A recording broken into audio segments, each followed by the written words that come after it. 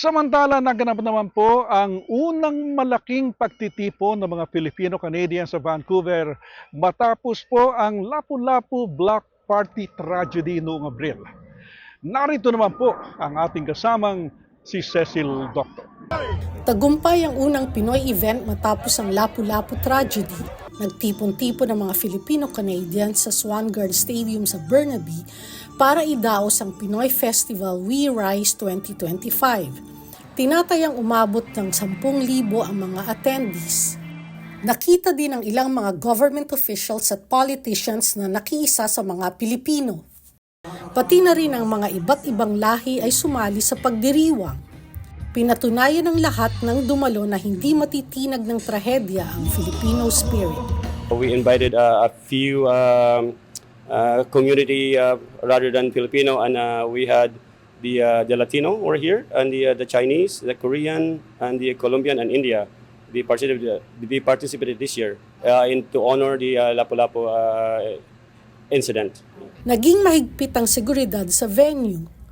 Lahat ng mga pumapasok ay dumadaan sa metal detector. It surprised me dahil nandito sila regardless of what happened last April.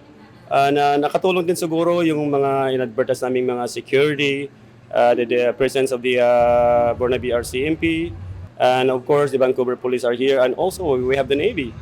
Nag-enjoy ang mga attendees sa mga food trucks at vendors na sumali sa festival.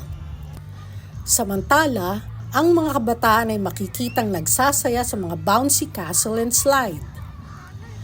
Nagkaroon pa sila ng pagkakataon na sumakay sa patrol car ng Burnaby RCMP.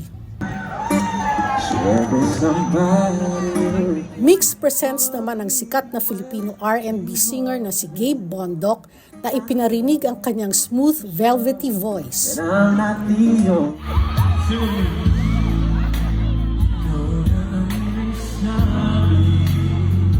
Nagtilian naman ang mga kababaihan nang lumabas sa entablado si Inigo Pascual para sa TFC Happy Hour.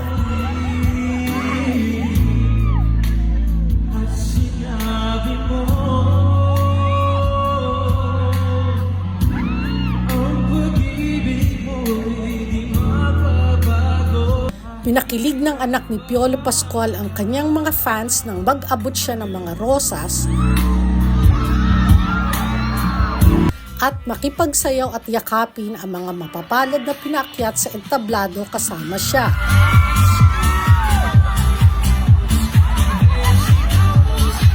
It looks like it's a very successful event with so many participants. I think it's because the Filipino community is really getting larger. Yeah. So we're glad that there are a lot of Filipinos involved in organizing festivals like this.